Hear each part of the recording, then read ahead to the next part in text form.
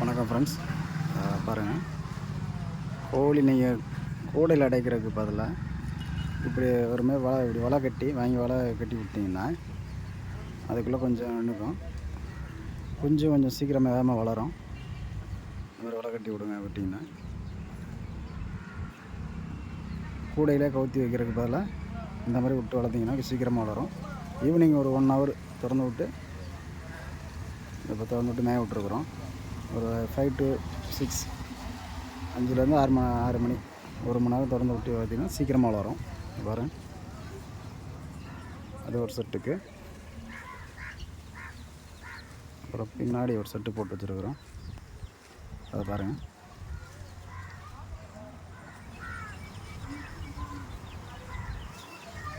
அது ஒரு செட்டு குஞ்சுங்களுக்கு.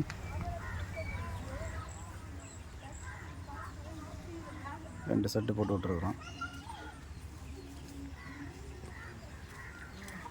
இந்த மாதிரி சுற்றி கல்லை வச்சு விட்டிங்கன்னா காக்கா இதுங்களுக்கு எந்த பயமும் இல்லை. நம்மளுக்கு பூனை எது வந்தாலும் பிரச்சனை இல்லை.